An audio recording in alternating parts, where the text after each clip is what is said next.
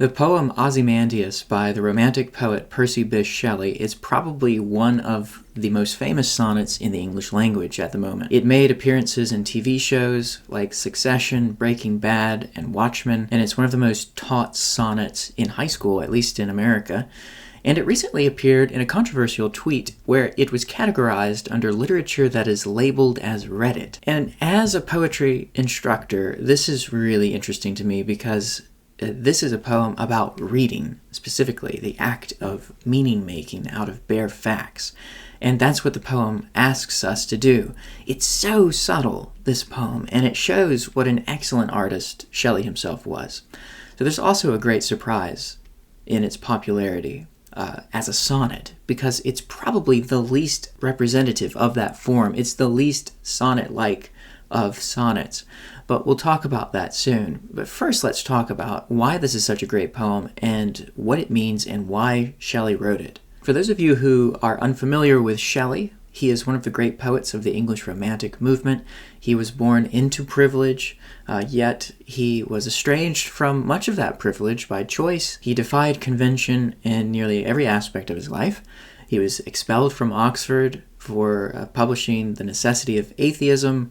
He was disinherited by his family, eventually self-exiled to Italy to escape creditors and censors. So you might know him from his beautiful works of literature, his poem Prometheus Unbound, The Mask of Anarchy, the beautiful Ode to the West Wind, and my personal favorite of his wonderful poem Alastor. But Shelley's sonnet Ozymandias was published in Hunt's Examiner just as 1818 was beginning.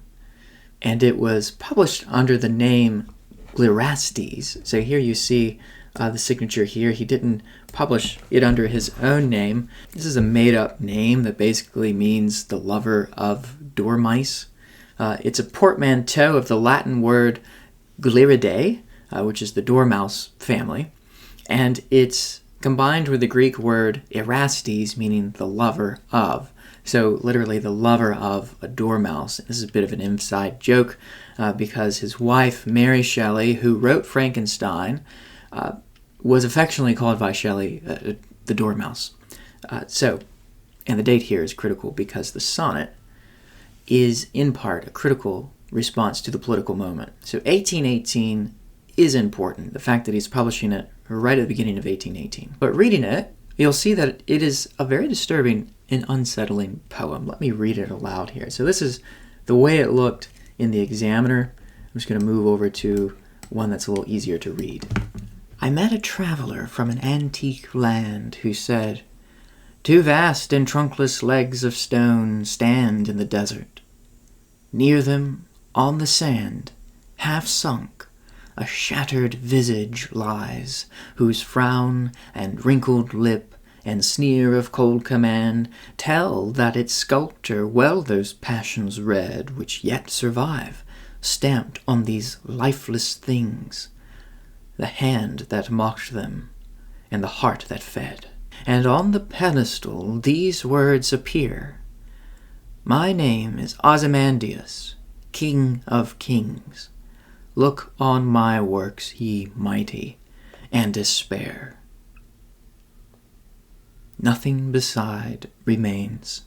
Round the decay of that colossal wreck, boundless and bare, the lone and level sands stretch far away." Just a fantastic poem. You can see how it became so popular and why it still is read today. It's a poem that, among other things, mocks political greatness. This is one of the most enduring statements in literature about how art outlives the tyranny of kings, and it claims that artistic greatness is greater than political greatness. But why is this poem a sonnet? If you've read sonnets before, you probably remember that they are love poems predominantly. They emerged out of the Renaissance and came over to England from Sir Thomas Wyatt under the reign of King Henry VIII, and then they had such a flowering during the reign of Queen Elizabeth because these sonnets were written to ladies in high estate. So Queen Elizabeth became a muse for many of these writers, as did Many other ladies at the time. Sir Philip Sidney wrote his famous Astrophel and Stella sonnets. You have Michael Drayton with his sonnet sequence, and Shakespeare's famous sonnets were all written during this time, and they were predominantly love poems. So from Petrarch to Shakespeare, they were mostly love poems, although Shakespeare will complicate that. And then when Milton arrives on the scene, his sonnets transform the sonnet mode into meditations. Charlotte Smith at the end of the 18th century turned them into little elegies in a way, meditative elegies. And Wordsworth would transform the sonnet into moments of reflection. So it starts to move away from passion, from love, romantic love, from eros, into a more meditative mode. By the time Shelley gets his hands on it, he transforms it into a mode of prophecy, a mode of political critique, which is something that's relatively new, had been done before, but not to this extent. Shelley is really doing something brand new and exciting here. A sonnet, for those of you who don't know, is a small poem of 14 lines. Usually you can identify it on a page just by its shape. There it is, like a block. A little bit of a rectangle whose whose height is bigger than its width. 14 lines. You can divide a sonnet into its octet, 8 lines, and its sestet. Here's the sestet of the final 6 lines. This is the usual structure of the sonnet, and usually there's a turn right about here called the volta. And you notice that the turn that happens in this sonnet, by the way, is the turn from the ruins of the statue to the inscription. So there's this movement from the eye, from the ruins to what is written, and then what's around it. So that's called the volta. Again, Shelley does something strange here. And then to get a little bit closer on the structure here, you'll notice that each line has 10 syllables, 5 of which are stressed, usually in the alternating pattern of unstressed, stressed, unstressed, stressed.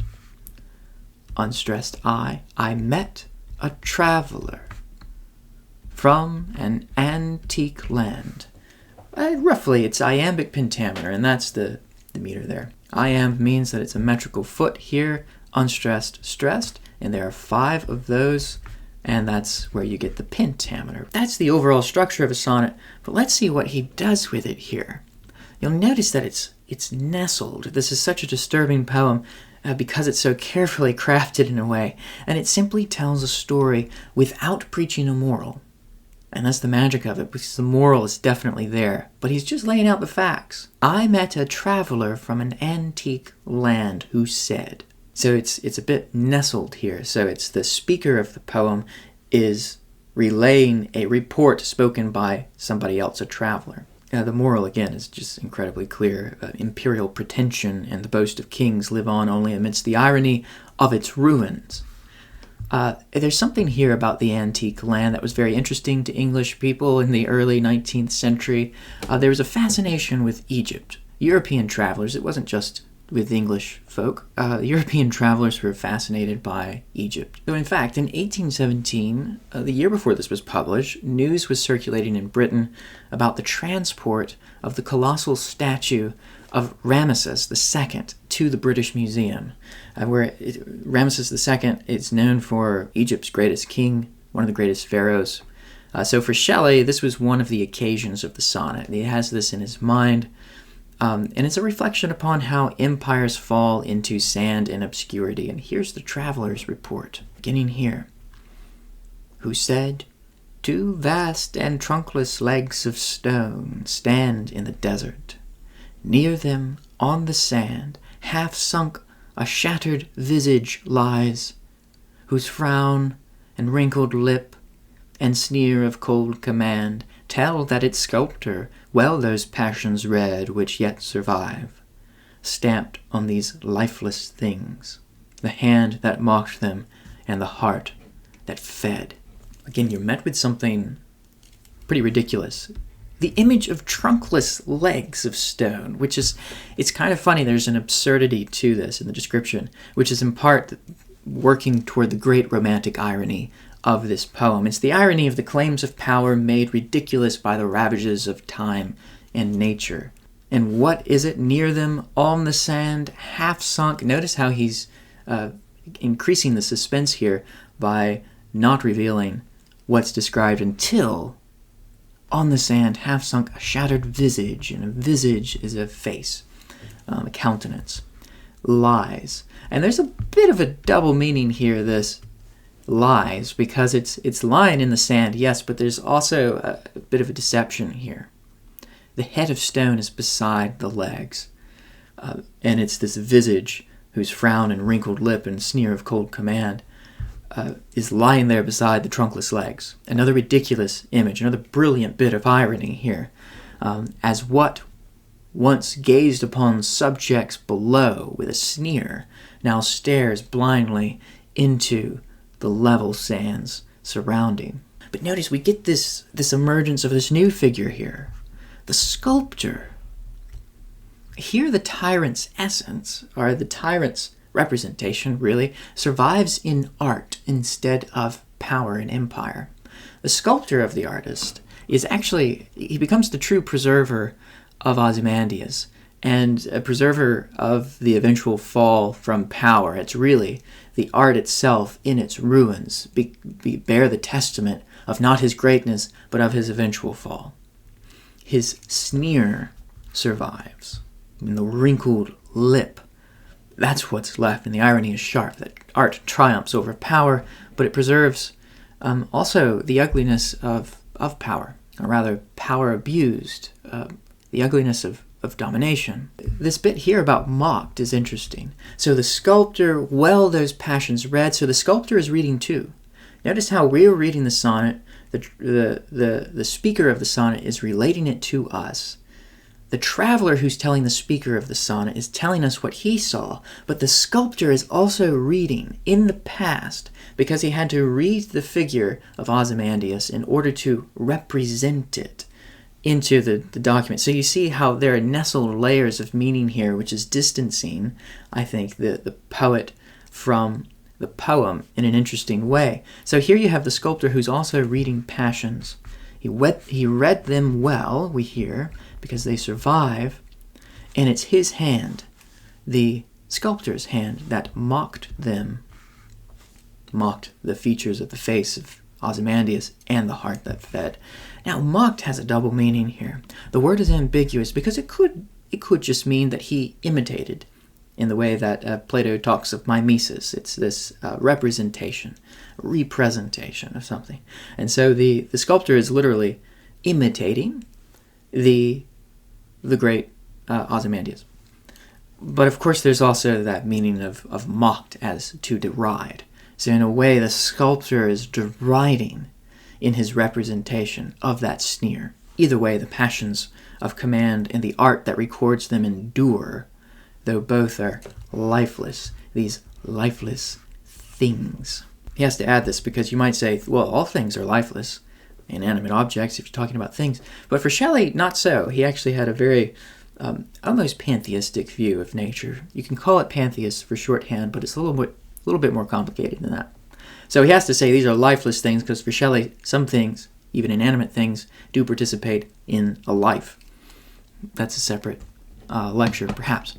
But Shelley, the poet, may have in mind, in Ozymandias here, his own England. After the victory of Napoleon at the Battle of Waterloo in 1815, Britain endured severe economic depression. It was not a great time for England. There was high unemployment rates. The price of food was rising, partly due to the Corn Laws of 1815. And there was also a widespread distress among laborers. Britain from 1817 to 1819, perhaps even longer than that, these were not good years for England. This was not really a land of liberty either, as it boasted abroad, but it was instead very much a state of hunger, of censorship, of spies and suspicion, and also of oppression. Britain was practicing tyranny. Shelley's sonnet, written as news from an ancient empire's collapse, circulated in London, and it implicitly rebuked his own government, and he knew that he was having this attack. He was attacking deliberately here. His message is clear that even the proudest regimes built on oppression will eventually dissolve into ruins. Now, what else was going on around this time when the sonnet was published? Some citizens in Britain were starving, and hunger exacerbated the unrest.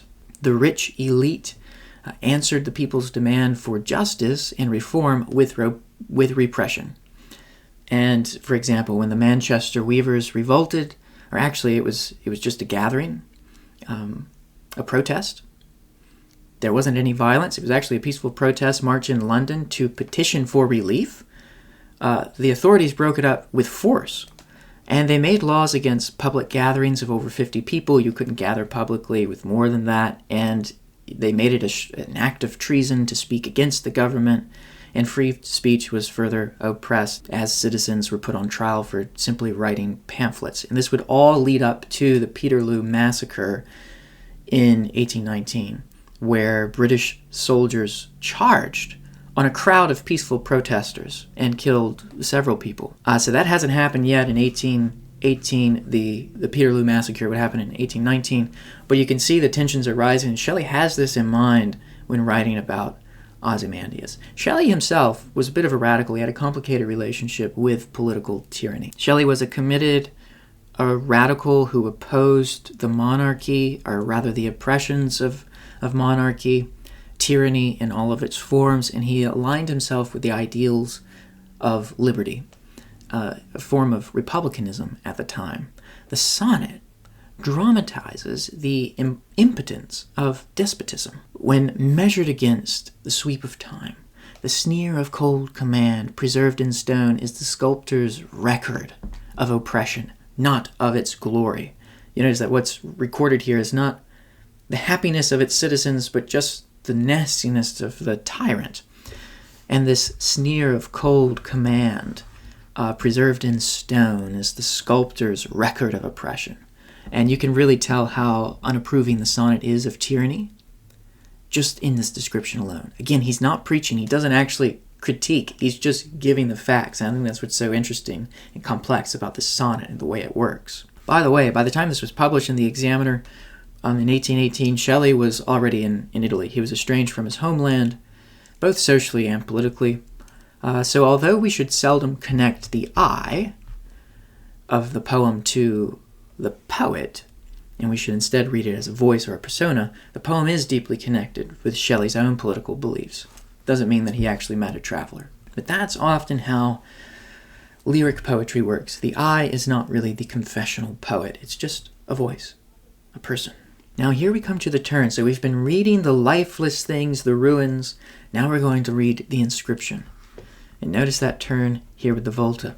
And on the pedestal these words appear. My name is Ozymandias, King of Kings. Look on my works, ye mighty, and despair. Nothing beside remains. So we're turning to the visual inscription here. Notice, here's the despair here. The desert is really rewriting the inscription through irony. You can have these words. This is what's interesting about reading and the forms of meaning-making that we practice every single day. In a beautiful country where people are flourishing, if you were to read this statement on the monument, it would have been very different. But to read it within the context of the ruins, the nasty sneer, and everything else, this statement looks very different. And notice how this bare statement, this just very laconic sentence, this terse statement, almost an understatement in Alaitotes, nothing besides remains, put up right close to this, really contextualizes that statement with irony. Round the decay of that colossal wreck. Oh, what a description too. The decay of that colossal wreck. Beautiful rhythm. What a phrase. Boundless and bare, the lone and level sands stretch far away. A beautiful cadence is achieved here at the end of the utterance, at the end of the sonnet. The cadence, in a way, empties the king's claim into silence, or the pharaoh's claim into silence. Ozymandias, I should say, because nowhere in the poem does it say he was a pharaoh. Notice Shelley's diction, too. Boundless, bare, the lone and level sands. Allow the sounds to recede away, and far away. are the last words we hear before the poem falls into silence. And silence is a part of every poem. The silence at the beginning, the silence as the sound dies away, the utterance, and the pauses by the punctuation, all are a part of the poem. So, in a way, the poem itself becomes the true monument here. The inscription becomes ironical and concise. Note again, the poet is not preaching here. He's merely describing what is seen and allowing the facts to appear, allowing the situation to arise as it is. And I think that is one of the great subtleties of this sonnet and of Shelley's poetry, largely. The ability to communicate a meaning without directly saying it. This is really the art of all good poetry. But if you were to distill this poem into a message, it might be something like, the power of the tyrant is fleeting, or even more concise, art and nature mock the proud. Regardless, these prose statements, if you were just to say that, they may communicate a similar meaning to the poem, but they do not communicate the effect of the meaning. And that's how poetry has a special role to play in the human story. It brings the full effect of meaning into the experience of reading, which is just something very different from a blank prose statement. So I hope you enjoyed this poem and came away with a little bit better of an appreciation as to why this poem, I think, is so popular. Thanks for watching, and until next time.